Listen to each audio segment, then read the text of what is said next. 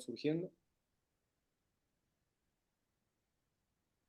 Así que bueno, para empezar, eh, nosotros creo que como profesionales, como docentes, porque no dejamos de ser docentes dentro de una estructura deportiva, tenemos que posicionarnos firmemente, digamos, o tener claro nosotros cómo nos sentimos ante el error, digamos, qué es lo que nos produce y cómo nos posicionamos ante los errores que surgen del entrenamiento, del partido, de las distintas tareas que vamos generando, ¿sí?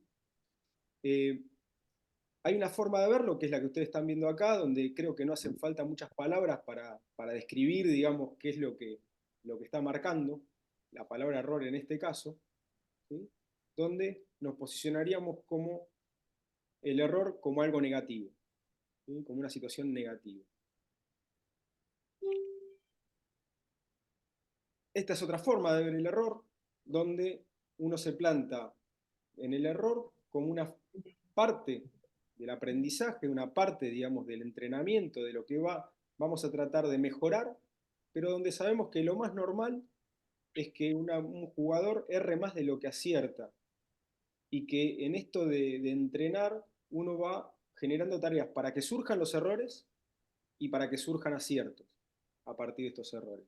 Lo mismo cuando analizás el partido. Vos cuando analizás el partido analizás las virtudes y los errores, tanto propios como ajenos, como para ver cuáles son las tareas que vas a diseñar para poder resolver esa situación.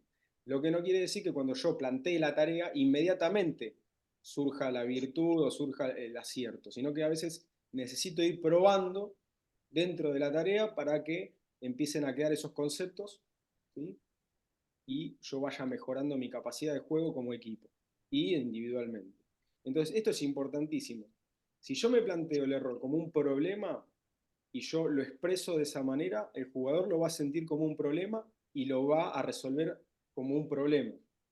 Lo más probable es que nosotros generemos temor en ese jugador en vez de generar una situación de aprendizaje. Tengamos en cuenta que la persona aprende desde que nace hasta que se muere. El jugador de primera aprende igual. Si no, los técnicos no tendrían lugar. ¿Para qué estarían? Si ya supiera todo, no los necesitaría. Entonces, el primer concepto es ese, entender que todos aprendemos todo el tiempo. Que podemos aprender cosas técnicas, que podemos aprender cosas tácticas, que podemos aprender nuevas ideas, ¿sí? Nuevas formas de ver el juego, y que cada técnico me va a dar a mí una nueva forma de ver por ahí la misma situación. Por más que yo juegue con un sistema y el otro reproduzca el mismo sistema que yo, lo vamos a ver distinto, lo vamos a llevar adelante distinto, y eso va a hacer que surjan errores que me van a ayudar a mí a ver qué es lo que tengo que corregir. Con respecto a la planificación, nosotros tenemos acá, yo tomo un autor que se dedica al entrenamiento de la fuerza, pero hace toda una visión primaria de la planificación y nos pone en situación y nos va a dar ciertos conceptos y los va a poner en contraposición. Entonces, el primer concepto va a poner en contraposición la precisión con respecto a lo que yo digo o lo que quiero expresar y la significancia de eso que yo quiero decir. Vamos a suponer que estoy trabajando con un grupo nuevo y yo podría ser muy preciso en la idea de juego que yo quiero, con un montón de conceptos técnicos, de palabras técnicas, pero el interlocutor, el jugador, puede llegar a no entender lo que yo le estoy planteando. Entonces yo puedo ser muy preciso, puedo saber muchísimo de fútbol, ¿sí? Y ser muy técnico al hablar, pero si cuando yo le hablo al jugador la significancia de lo que digo y de lo que trato de expresar, el jugador no lo entiende, no sirve, ¿sí? Entonces yo me tengo que asegurar de ser significante. ¿Esto qué quiere decir? Yo me tengo que poner en el lugar del que tiene que entenderme. Y esto, los grupos son muy heterogéneos, las capacidades de comprensión son distintas, no todos aprendemos de la misma manera, algunos necesitan más mostración, otros necesitan más verbalización, otros necesitan gestos en el momento de ejecutar, como para poder ir entendiendo la tarea y a partir de eso empezar a entrenar y a ganar eh, más juego o técnica o lo que esté entrenando, no importa. Digamos, acá lo que plantea Jovanovic es más importante ser significante, perdiendo un poco de precisión en la terminología, que ser recontra preciso. Si yo a un chico, vamos a suponer que estamos con un juvenil, le digo, rompe una línea, y el pibe no entiende lo que es romper una línea, yo puedo ser muy preciso en mi indicación, pero poco significante para él. Entonces no va a suceder lo que yo quiero que suceda. Y esto pasa muchísimo, muchísimo en todos los deportes, no solamente en el fútbol. Gente que es muy buena en el concepto, es muy precisa, pero es poco significante. No se da cuenta que el otro no está entendiendo lo que yo quiero expresar. Y esto, cuando uno va a planificar entrenamientos y cuando los va a dirigir, es extremadamente importante para que todo salga bien.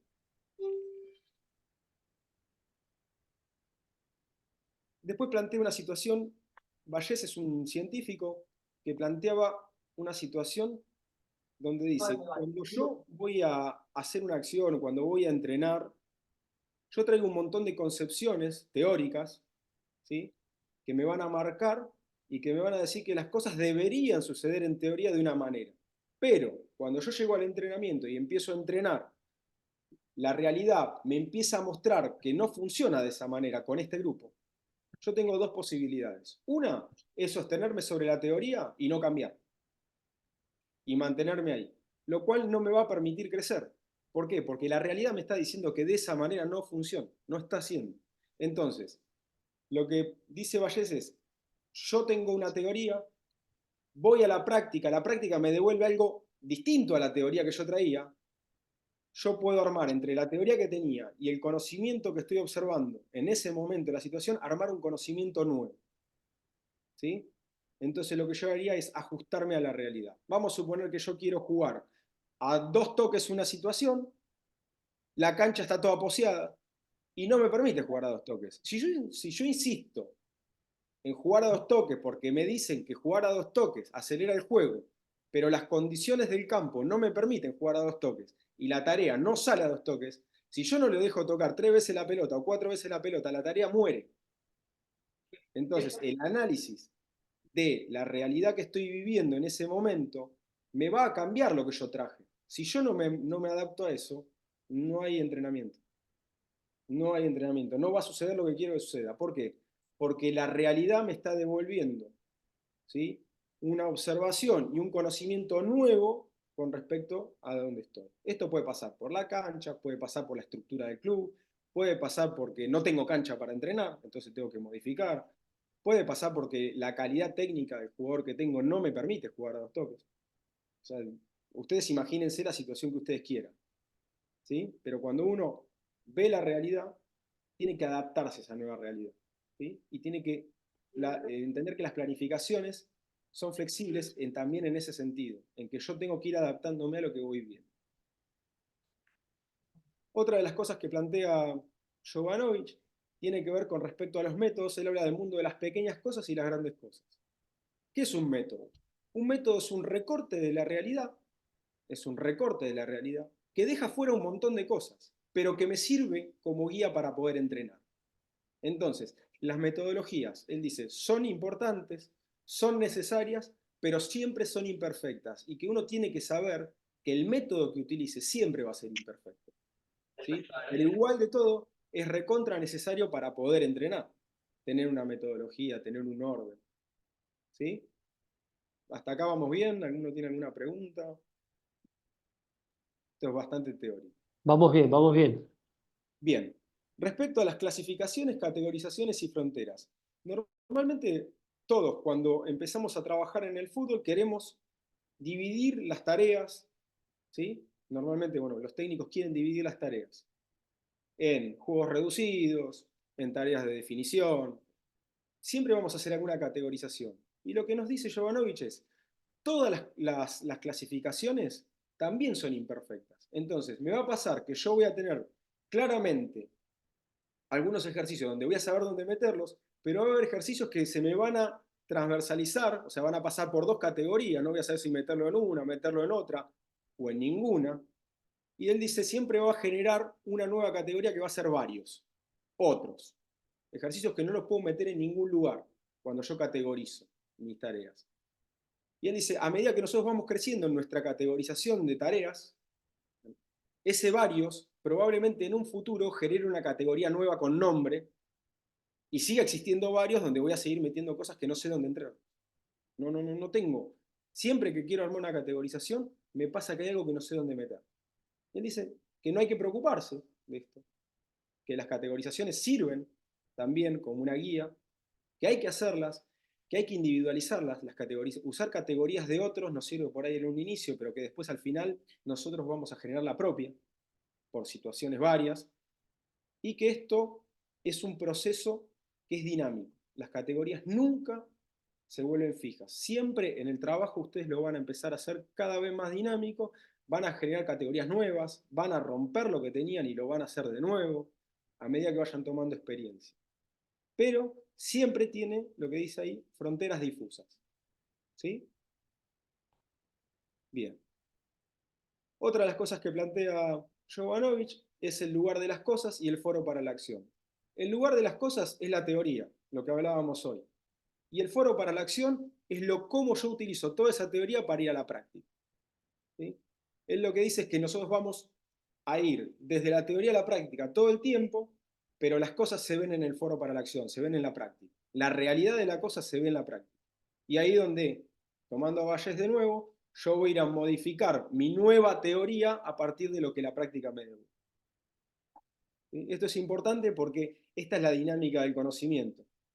Si ustedes van a ver los libros de fútbol de hace 30 años atrás, no tienen nada que ver con los libros de fútbol de hoy. ¿Por qué? Porque esto fue modificándose a partir del conocimiento y a partir de las cosas nuevas. Hoy tenemos formas de analizar mucho más importantes de las que había antes.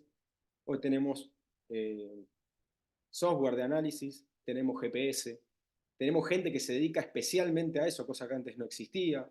Tenemos Big Data. O sea, hay un montón de tecnología que hoy nos ayudan a hacer análisis mucho más profundos, mucho más integrados, y que eso lo que hizo fue acercar todas las áreas mucho más. O sea, hoy el trabajo interdisciplinar ya es innegable. O sea, ya no existe el técnico laburando por un lado, el profe laburando por el otro, la nutricionista por otro. Ya no existe más eso. Hoy ya es un trabajo interdisciplinario donde todos laburan para el jugador de manera interdisciplinaria.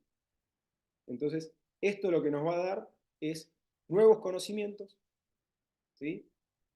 Y lo que nos va a permitir es crecer. Periodización ágil. Jovanovic plantea esto. Yo voy a Pedro, empezar... perdón, es el último minuto. Si se corta, volvemos a entrar con el mismo link. Bien, Dale.